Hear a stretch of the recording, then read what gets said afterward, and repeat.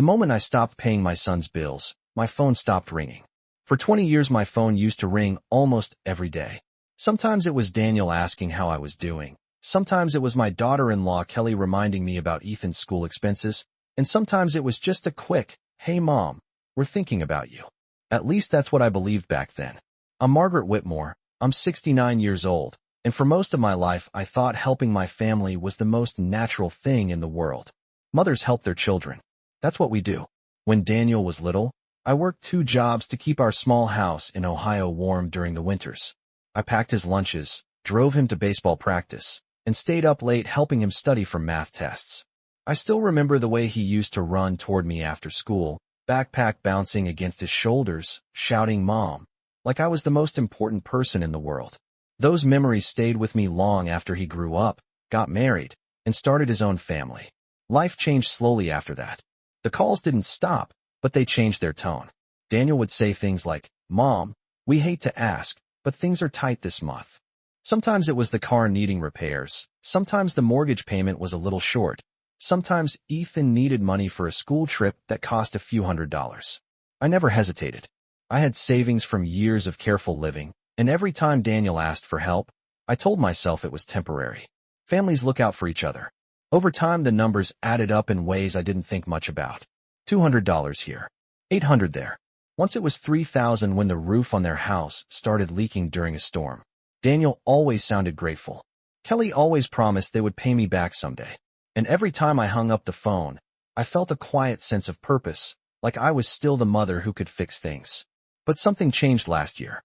It started on a quiet Tuesday morning while I was sitting at my kitchen table with a cup of coffee that had gone cold. My doctor had just called the day before with news I couldn't ignore anymore. My hip had gotten worse, and he said I would need surgery within the year if I wanted to keep walking without pain. The estimated cost, even with insurance, was more than $20,000. For the first time in decades, I looked at my savings account and realized the numbers were smaller than they should have been. I stared at the screen of my phone for a long time before calling Daniel. My hands felt strangely heavy as I held the phone to my ear. When he answered, his voice sounded cheerful, like always. I told him about the surgery, about the doctor, about the bills that were coming. Then I said something I had never said before in my life. I told him I couldn't send money anymore. There was a long pause on the other end of the line, the kind of silence that feels heavier than words. Daniel said he understood. He said they would figure things out. The call ended quickly after that. At first I didn't think much of it. People are busy. My son has a family, a job, responsibilities. A few days passed, then a week, then another. The phone stayed quiet. I checked it every morning out of habit, expecting to see his name light up the screen the way it always had. But the screen stayed dark. Days turned into weeks. Weeks turned into months. No calls. No messages. No "Hi Mom." And slowly, in that growing silence, a thought began to settle into my mind, one I tried to ignore at first. Maybe the phone hadn't stopped ringing because life got busy. Maybe it stopped ringing because the payments had stopped too. I began to notice the silence in small ways at first. The mornings felt longer than they used to. For years I had a routine that revolved around those calls. I would wake up around 7, make coffee, and place my phone on the kitchen table beside my plate as if it were another member of the household. Sometimes Daniel would call before I even finished breakfast. Other days Kelly would send a message asking if I could help with something small. I used to smile every time the screen lit up. It made the house feel less empty. Now the kitchen felt too quiet. The ticking of the wall clock sounded louder than it ever had before. The refrigerator hummed softly in the corner, and the sunlight came through the window exactly the same as it always had. But something about the room felt different. I still kept the phone beside my plate each morning out of habit. Some habits take years to change. One afternoon, I opened my banking application on my laptop, something I had not done carefully in a long time. I scrolled through the transfer history slowly, line by line, month after month. The numbers told a story I had never stopped to read before. $200 for a car repair, $500 for a medical bill, $800 for a school program Ethan wanted to join, $1,200 when their furnace stopped working in the middle of winter. I remembered every one of those moments clearly because each time Daniel sounded worried when he called. Each time I reassured him that everything would be fine. I used to think those calls meant my family trusted me. I thought it meant they needed me. Looking at the numbers on the screen that afternoon, I realized something else entirely. The calls and the transfers appeared side by side, like matching footprints in the snow. Every conversation seemed to lead to the same ending. A bank transfer. A thank you. Then another call a few weeks later. I leaned back in my chair and stared at the quiet living room. My house is not large, but it has always been comfortable. The same oak bookshelf Daniel helped me assemble years ago still stands against the wall. Family photographs line the mantel above the fireplace. In one picture, Daniel is 8 years old holding a baseball glove that looks too big for his hand. In another, he is standing beside Kelly on their wedding day, both of them smiling toward the camera while I stand just behind them. And then there is a photo of Ethan sitting on my lap when he was about 3 years old, his small hand gripping my finger while he laughs at something outside the frame. I walked closer to the mantel and looked at those pictures for a long time. The memories felt warm, but they also carried a quiet weight that I had never felt before. A month passed without a single call. Then another month followed. I tried to convince myself that Daniel was simply busy with work or that Ethan had school activities, keeping them occupied. Life moves quickly for younger families. That is what I told myself each evening when the phone stayed silent on the coffee table. Still, I could not ignore the pattern that had begun to form in my mind. Every call I remembered from the past had arrived just before a request for help. Every cheerful conversation seemed to end with the same careful sentence that began with the words, "We hate to ask." One evening I sat in my living room watching the late news while the autumn wind brushed against the windows. My phone lay on the table beside me, dark and still. I realized then that I had spent most of my life believing those calls were about love. But now that the money had stopped, the silence seemed to be answering a question I had never dared to ask. I tried to tell myself that time would fix the silence, but the quiet days kept stretching into each other like empty pages in a book no one was writing anymore. Autumn slowly faded into winter, and the small maple tree outside my kitchen window lost its last leaves one windy afternoon. I remember standing there with my coffee, watching the branches sway against the gray sky, thinking how strange it felt that the seasons were changing while my life seemed to stand still. The phone remained where it always was, resting on the corner of the kitchen table beside a small ceramic bowl that used to hold Ethan's favorite candy whenever he visited. The bowl had been full once. Now it sat untouched, the wrappers still bright and colorful, waiting for a child who had not come by in months. One evening, while I was folding laundry in the living room, I heard the familiar sound of a message notification. My heart lifted in a way that surprised me. For a moment I thought perhaps Daniel had finally decided to call. I wiped my hands on a towel and walked quickly toward the table. The screen lit up, but the name that appeared was not my son. It was my neighbor, Mrs. Patterson, reminding me about the community center meeting on Saturday morning. I smiled politely at the message and placed the phone back down, but something inside me felt heavier than before. That small moment made me realize how much I had been waiting without admitting it, waiting for a call that might never come. Later that week I decided to take a walk through the neighborhood, something my doctor recommended to keep my joints moving. The air was cold enough that my breath formed small clouds as I walked past the rows of quiet houses. Families were beginning their evening routines. I could see warm lights through windows and hear faint laughter drifting across front yards. A boy about Ethan's age rode his bicycle past me and waved politely before turning the corner.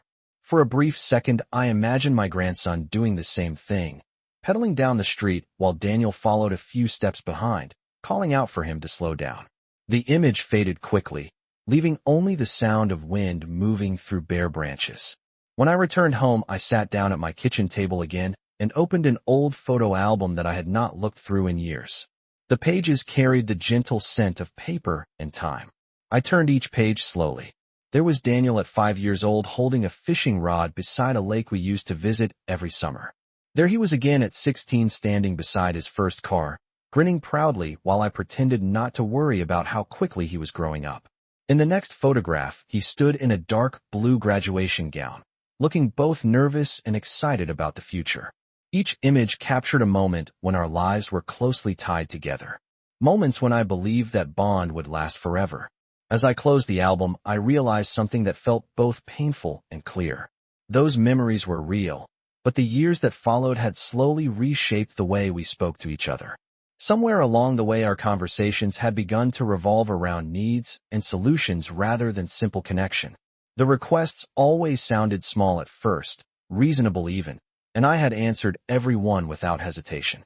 Now the absence of those requests had created a silence so complete that it echoed through the entire house. I sat there for a long time listening to the quiet ticking of the clock on the wall.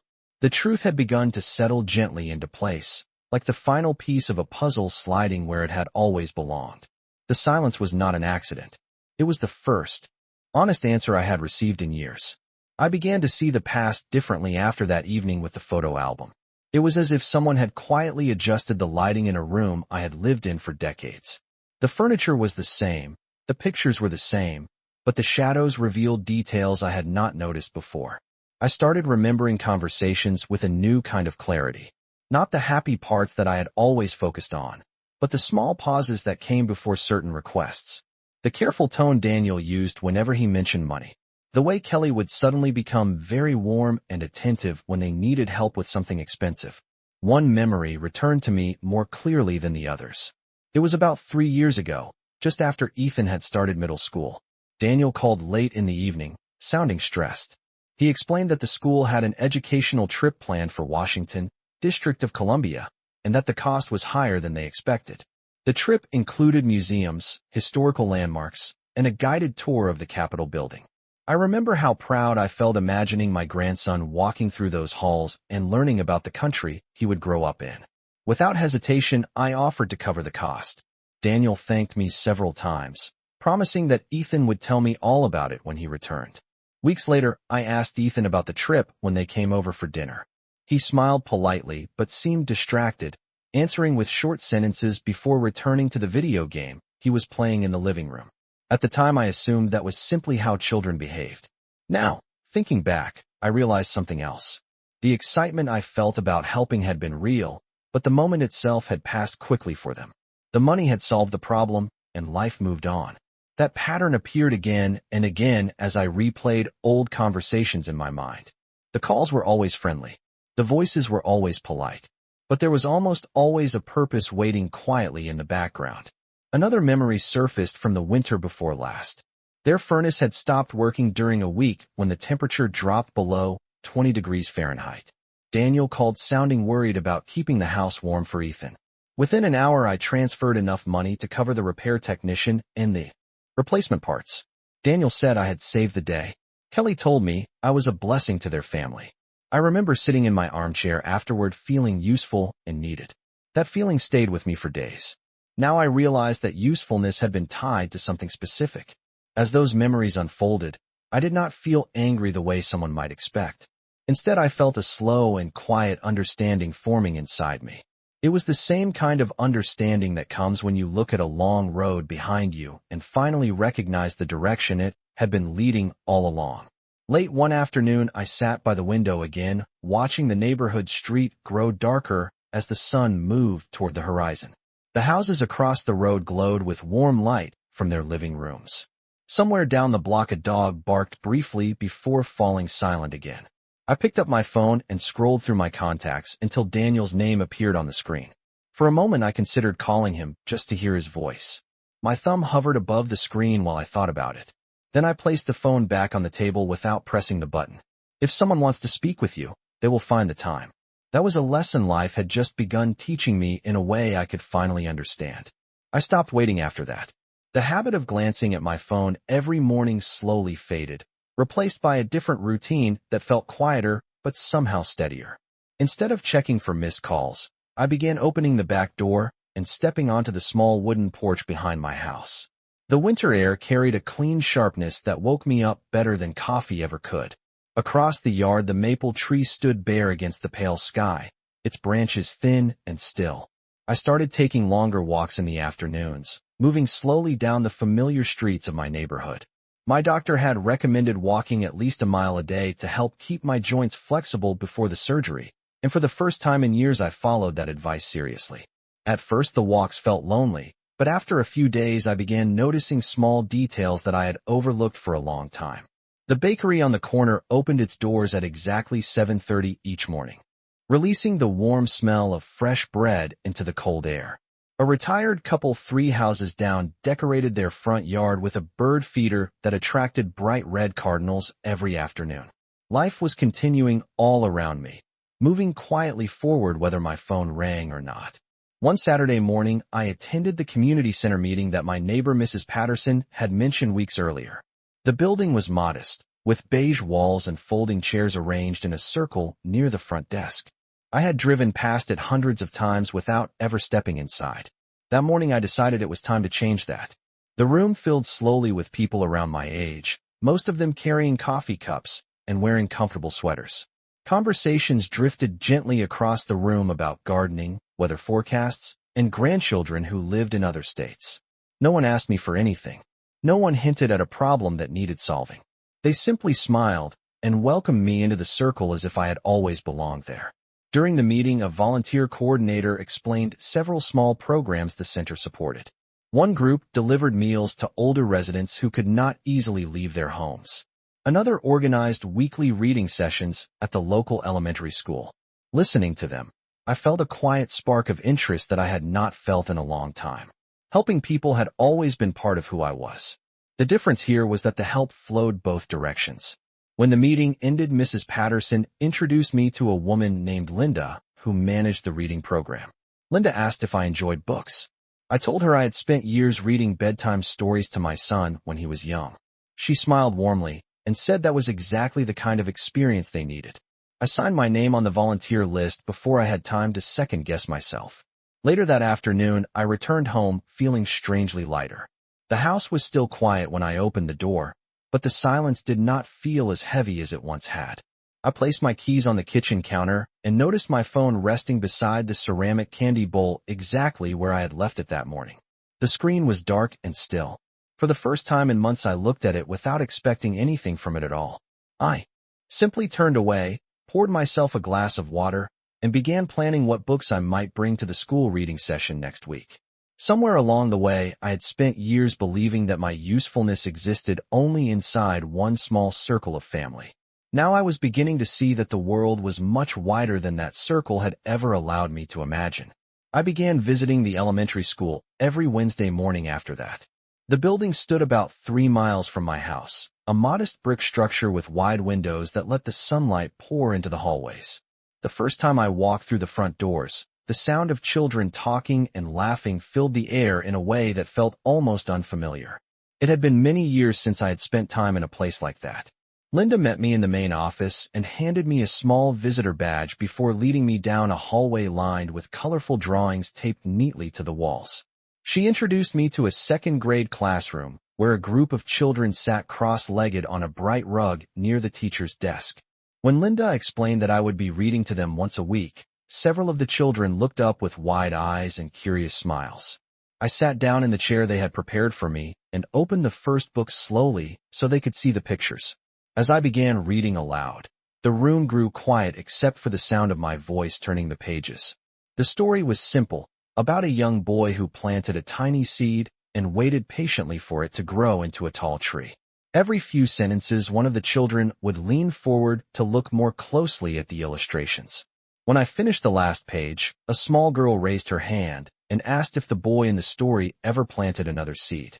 Her question made the entire class laugh softly, and the teacher explained that sometimes the best stories leave a little room for imagination.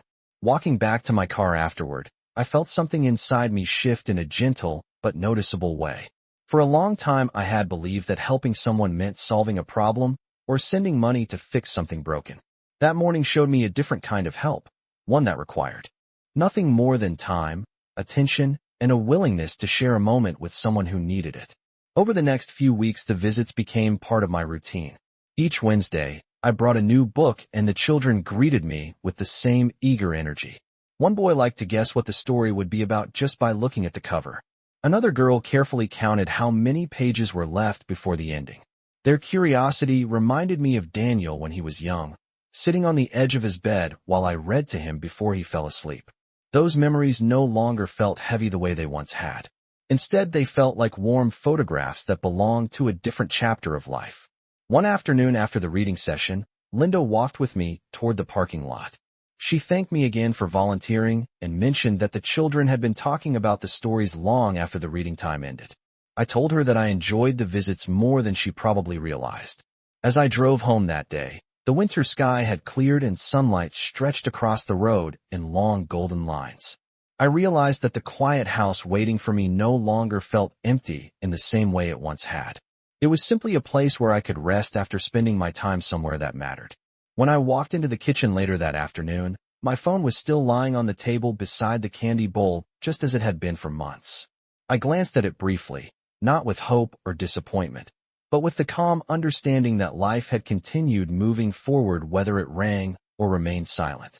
For the first time in a very long while, I felt certain that the direction I was walking no longer depended on who decided to call. Winter slowly began to loosen its grip on the town as the weeks passed, and with it my life settled into a rhythm that felt steady and surprisingly peaceful. The snow that had covered the sidewalks for months melted into narrow streams along the edges of the street, and the maple tree behind my house began showing the first small buds of spring.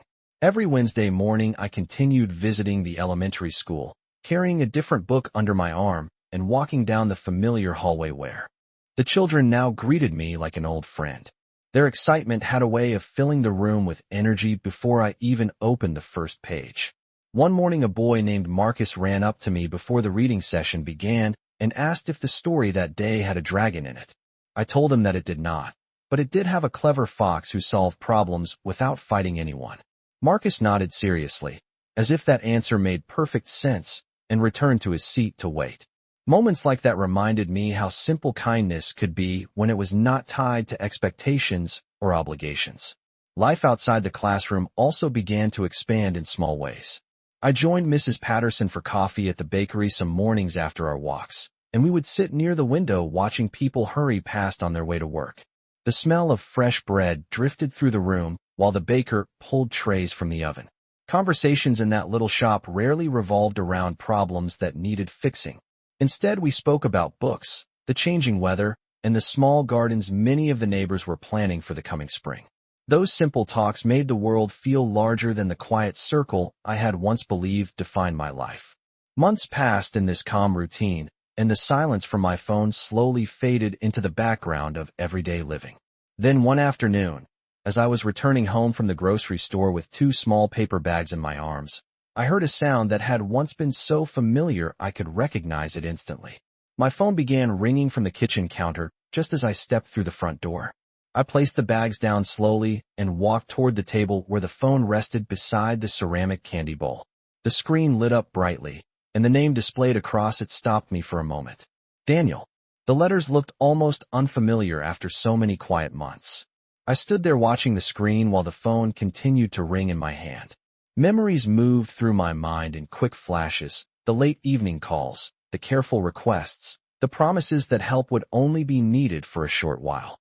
I felt no anger in that moment, only a calm curiosity about why the call had come now after such a long silence. The ringing continued for several seconds before I finally pressed the button to answer.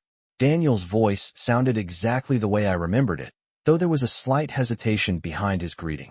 He asked how I had been and mentioned that it had been too long since we last spoke. His tone was polite and familiar, but there was something careful in the way he chose his words. I listened quietly while he talked about work, about Ethan growing taller, about how quickly the months had passed. As he spoke, I glanced out the kitchen window where the maple tree branches moved gently in the afternoon breeze. The house around me felt calm and steady, the same way it had during the long months when the phone had remained silent. For the first time since that silence began, I realized I was no longer waiting for anything from the voice on the other end of the line. I listened quietly while Daniel spoke, his voice moving carefully through the conversation as though he was stepping across a thin layer of ice. He asked about my health first, mentioning that he remembered I had talked about surgery months earlier. I told him that the appointment had gone well and that I was following the doctor's advice by walking every day. That part was true. The long walks had become one of the best parts of my routine. Daniel paused for a moment after I answered, and in that pause I could almost hear him deciding how to move the conversation forward. Then he began telling me about a few challenges they had been dealing with lately. The furnace had needed another repair during the winter. Ethan had started a new school program that required extra supplies. The house insurance payment had increased unexpectedly. His words were polite and measured, but the pattern felt familiar in a way that was impossible to ignore. I stood by the kitchen counter while he talked, gently running my finger along the edge of the ceramic candy bowl. The bright wrappers inside had not changed in months. Outside the window, a light breeze moved through the branches of the maple tree, making the small new leaves shimmer in the sunlight. Daniel eventually reached the point I had already expected. He explained that things had become tight financially and that he was hoping we could talk about a possible way to help them get through the next few weeks. The sentence was carefully constructed, just as many others had been in the past. For a moment I did not answer. I simply allowed the quiet of my kitchen to settle around me while I considered how much my life had changed during the months of silence that followed our last conversation. In that quiet space, I realized something important. The difference between the person I had been before and the person standing there now was not anger or resentment. It was clarity. During the past months, I had discovered mornings that belonged entirely to me, afternoons filled with stories shared with curious children, and evenings that passed peacefully without the constant expectation that someone might call with a new problem to solve. Those experiences had shown me that kindness did not have to come at the cost of losing myself. Daniel waited patiently on the other end of the line, perhaps expecting the familiar response he had heard so many times before. I spoke calmly when I finally answered him. I told him that I hoped the repairs and school programs worked out well, and that I believed he and Kelly were capable of finding the solutions they needed. My voice remained gentle, the same tone I had used for years when speaking to my son. But the words carried a meaning that was new for both of us. I explained that my savings were now focused on my own health and the surgery that was still ahead of me. There was a brief silence after I finished speaking. It was not an angry silence. It felt more like the quiet moment when someone hears a truth they had not expected to encounter. Daniel cleared his throat softly and said he understood. He told me he was glad to hear that I was doing well and that he would try to call again soon.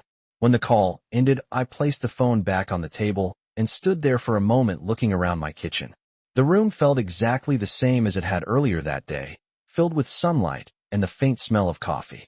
The difference was not in the house or the weather outside the window. The difference was simply that I no longer felt responsible for holding someone else's world together. After I ended the call, I did not stand there wondering if the phone would ring again. I simply rinsed the coffee cup that was sitting in the sink and placed it on the drying rack beside the window. Outside, the afternoon light had softened into that quiet golden color that always appears just before evening. The maple tree behind the house moved gently in the breeze, its new leaves catching the sunlight like small pieces of glass. For a long time, I had believed that moments like this were only pauses between responsibilities. A short breath before the next call, the next request, the next problem that needed fixing. Now the quiet felt different. It was no longer a pause. It was simply life continuing at its own steady pace. The following Wednesday, I returned to the elementary school with a book about a girl who built a small garden behind her house. The children gathered around the reading rug the way they always did, their faces bright with curiosity before the story even began. When I turned the final page, Marcus raised his hand again and asked if the girl in the story would plant more seeds the following spring. The question made the entire class laugh softly, and I realized that I liked the way children asked questions about the future as if it were something full of possibility instead of uncertainty. After the reading session, I stepped outside into the cool morning air and walked slowly toward my car. The parking lot was quiet except for the sound of distant traffic moving along the road beyond the school fence. I paused for a moment before opening the car door and looked back at the brick building behind me. There was something comforting about knowing that next week another story would be waiting, another small group of curious faces ready to listen. When I arrived home later that afternoon, the house greeted me with the same calm silence it had held for months. I placed my keys on the kitchen counter and noticed my phone resting beside the ceramic candy bowl. For a brief moment I picked it up and looked at the screen. There were no new calls. No messages. The screen reflected my own face for a second before going dark again. I set the phone back down and opened the back door to let the fresh air move through the kitchen. The breeze carried the faint smell of spring grass and distant rain. Somewhere down the street, a lawn mower started, its steady hum blending with the quiet sounds of the neighborhood. I realized then that the silence I once feared had slowly turned into something peaceful. It had given me time to notice the small rhythms of the world again. The way morning light moves across the kitchen floor, the laughter of children in a classroom, the simple comfort of walking a mile through familiar streets. For years I believed that being needed meant being loved. Now I understood that love and usefulness are not the same thing. Love stays even when there is nothing to ask for. As the evening settled in, I turned on the small lamp beside the sofa and opened a book I had been meaning to read for weeks. The house was quiet, the phone was still, and for the first time in a very long while I felt completely at peace with both.